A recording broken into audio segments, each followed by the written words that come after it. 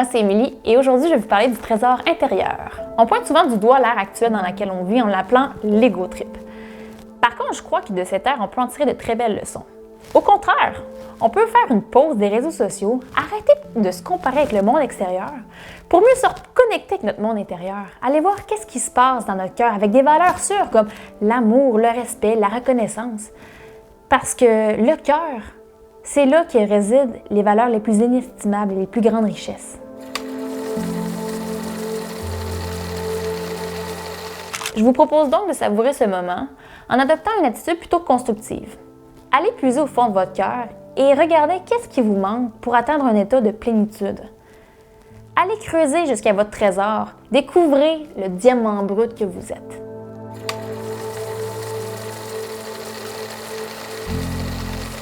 Je côtoie plusieurs professionnels de la santé qui gagnent leur vie à accompagner des gens, comme vous et moi, dans leur cheminement vers ce fameux trésor. Parce que ce cheminement est souvent garant de guérison. J'ai la conviction qu'en chacun de nous sommeille un potentiel illimité, incroyable et d'une valeur inestimable. Par contre, au travers de mes observations, j'ai cru voir que la vie, avec les années, pouvait y pitcher des petites pelletées de terre à ce trésor-là, puis l'enfouir. Bref, ces petites pelletées de terre-là dans nos vies sont des moments qui nous ont laissés bien rarement indifférents. C'est des moments de répression qui ont étouffé notre flamme intérieure. C'est pas pour rien que des fois on dit j'étouffe ou je manque d'air.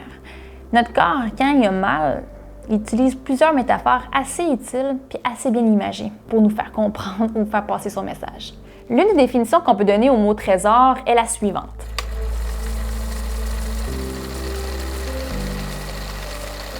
Et je réfléchissais au mot caché, puis je me disais que ça me faisait penser drôlement à une situation où une personne se faisait persécuter, mettre de côté, par des gens qui étaient jaloux de sa lumière, de son côté éblouissant.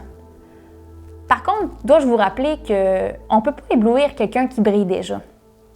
C'est seulement les gens qui sont dans l'ombre qui sont éblouis. Donc pourquoi se priver? Pourquoi ternir notre lumière pour ceux qui nous envient? Dans un monde idéal, chacun s'entraiderait, chacun s'encouragerait. J'aime penser qu'on est tous connectés, qu'on forme un seul grand tout. Malheureusement, on est encore un peu loin de là. On ne peut pas changer le monde, par contre, on peut commencer par se changer nous.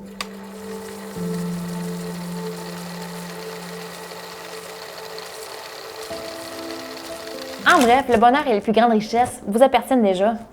Il s'agit simplement de les cultiver au fond de votre cœur parce qu'il en est une source intarissable. C'est lui, votre vrai trésor intérieur. Merci tout le monde d'avoir regardé la vidéo. Si vous avez apprécié, mettez un petit pouce, puis on se dit à la prochaine!